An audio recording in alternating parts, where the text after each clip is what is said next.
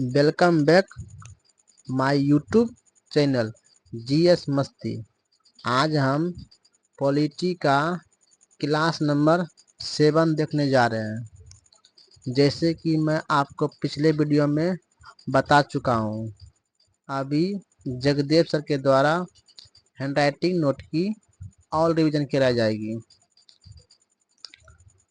जो क्लास नहीं किए हो वो पहले क्लास कर ले, जिनसे आपको अच्छी समझ और अच्छी पकड़ आ जाएगी। अगर मेरे वीडियो में आप पहले पिछले वीडियो नहीं देखे हो तो मेरा कहना यही होगा, पहले आप पीछे का वीडियो देखें फिर आगे का क्लास कंटिन्यू करें। तो चलिए आज हम आर्टिकल 123 पढ़ने जा रहे हैं। इससे पहले मैं सभी को कर चुका हूँ रिवीजन।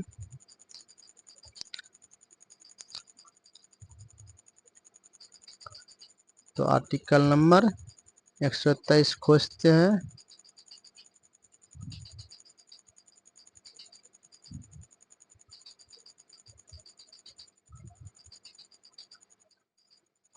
आर्टिकल नंबर 123, हाँ देखिए आपके सामने आर्टिकल नंबर 123 आ चुका है।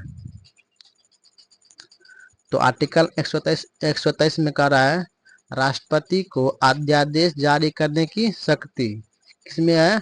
आर्टिकल 123 में। फिर दिया हुआ है राज्यपाल को अध्यादेश जारी करने की शक्ति आर्टिकल 213 में। मेरा कहने का मतलब यह है राज्यपाल को अध्यादेश जारी करने की शक्ति आर्टिकल नंबर 213 में है। फिर दिया है वारासाय को अध्यादेश जारी करने की शक्ति 1861 अधिनियम में। फिर दिया है राष्ट्रपति अध्यादेश तब जारी करता है, है ना यहाँ नोट में दिया हुआ है राष्ट्रपति अध्यादेश जारी कब करता है? जब लोकसभा का सत्र चल रहा हो, राज्यसभा का सत्र नहीं चल रहा है, कानून बनाना काफ़ी ज़रूरी है, अध्यादेश जारी करना राष्ट्रपति को है, सत्र नहीं चलने की स्थिति में 6 महीना, सत्र चल रहा हो तो 6 सप्ताह मना है ना। इसमें 6 सप्ताह में अध्यादेश जारी करने की शक्ति है किसके पास? राष्ट्रपति के पास। फिर दिया हुआ है संयुक्त अधिवेशन आर्टिकल नंबर 108 में। फिर दिया है बुलाता है राष्ट्रपति को, अध्यादेश लोकसभा अध्यक्ष को, संयुक्त अधिवेशन धन विधेयक पर नहीं बुलाया जाता है। फिर दिया है संयुक्त अधिवेशन संविधान संशोधन विधेयक पर नहीं बुलाता है। उनके बाद है संयुक्त अधिवेशन केवल साधारण विधेयक पर बुलाया जाता है। अभी तक संयुक्त अधिवेशन 3 बार लग चुका है। अभी तक संयुक्त अधिवेशन 3 बार लग चुका है। उसमें से 1961 में है, फिर है 1978 में, फिर 2002 में। पहला 1961 में है दहेज निरोध अधिनियम। उसमें कौन था प्रधानमंत्री? पंडित जवाहरलाल नेहरू। 1978 में बैंक सुधार अधिनियम, उसमें पीएम कौन था? मोरारजी देसाई। 2002 में आतंकवाद निरोध अधिनियम, उसमें कौन था पीएम? अटल बिहारी वाजपेयी। फिर है राष्ट्रपति के न्यायपालिका शक्ति,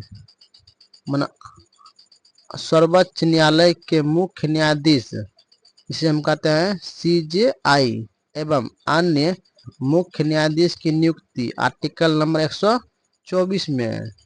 फिर है उच्च न्यायालय हाई कोर्ट के मुख्य न्यायाधीश की नियुक्ति 21।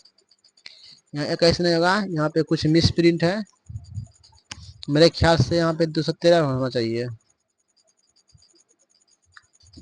बाद में हम आगे नीचे में देख लेंगे अच्छी तरह से। फिर दिया हुआ है अनुच्छेद 143 के तहत राष्ट्रपति सीजेआई से सलाह ले सकता है।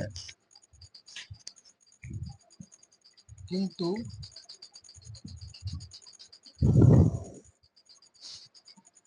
सीजीआई सलाह देने के लिए वाद नहीं है।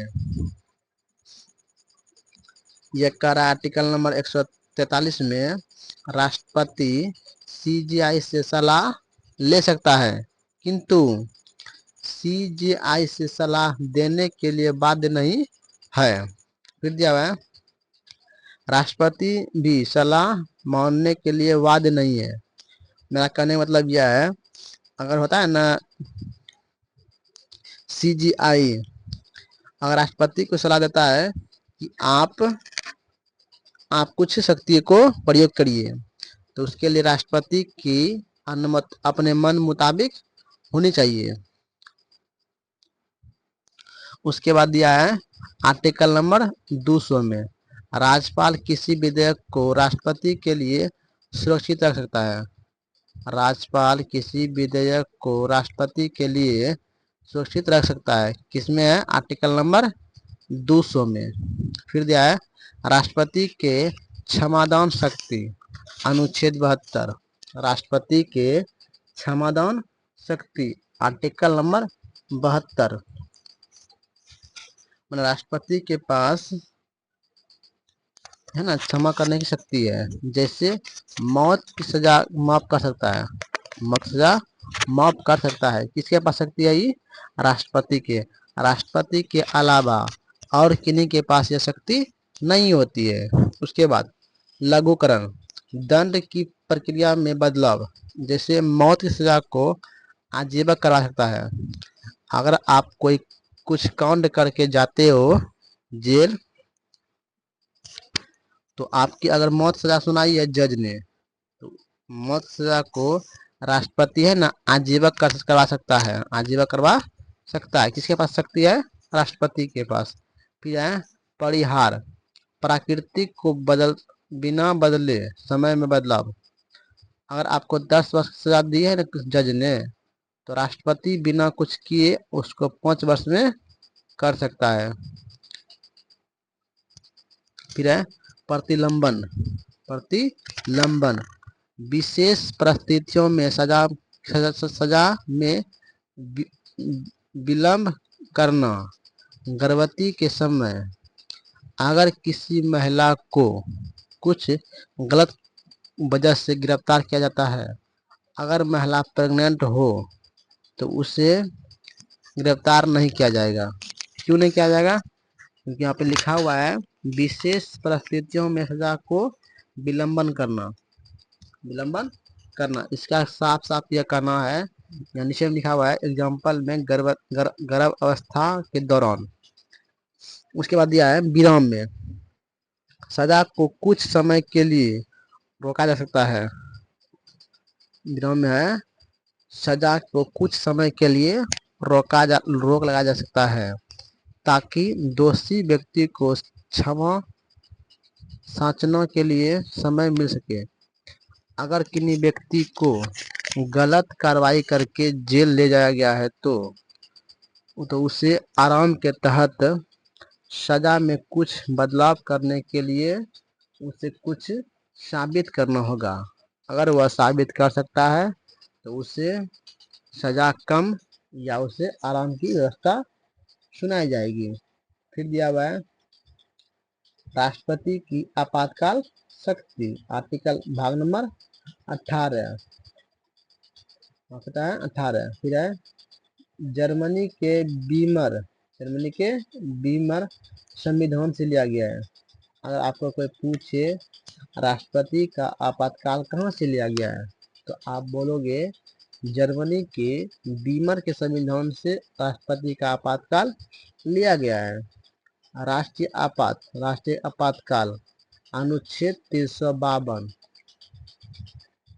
घोषणा कौन करता है? राष्ट्रपति।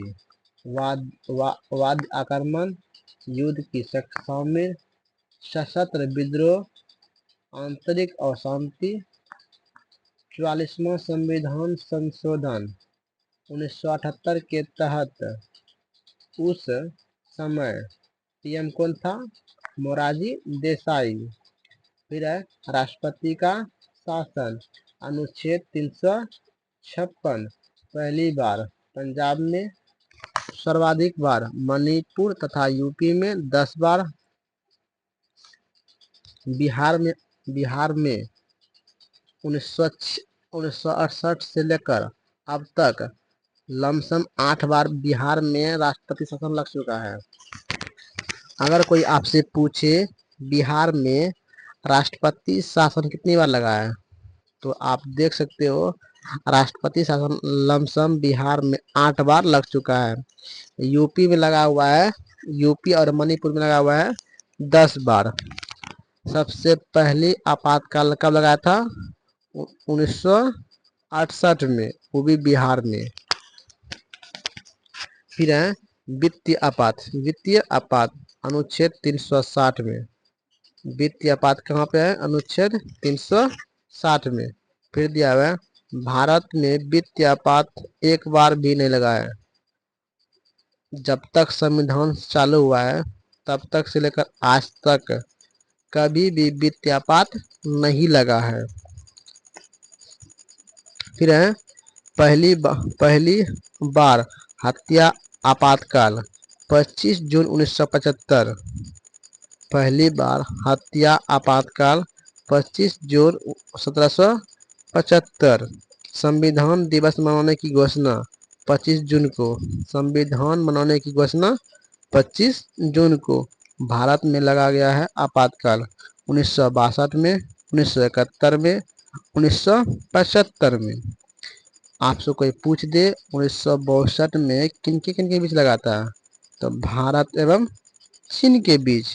1971 में भारत और पाकिस्तान के बीच। 1975 में आंतरिक असहमति के आधार पर, ये लगा था राष्ट्रीय आपात। अब हम कल खाना भारत के राष्ट्रपति को अच्छी तरह से समझेंगे और डोमिनेट करेंगे। आप लोग समझ चुके हो। आज के लिए धन्यवाद। यहीं तक को वीडियो को हम रखते हैं, तो फिर हम अगले वीडियो में मिलते हैं। अगर वीडियो अच्छा लगे तो लाइक सब्सक्राइब करना ना भूलें और बेल आइकन दबाना बिल्कुल ना भूलें। धन्यवाद।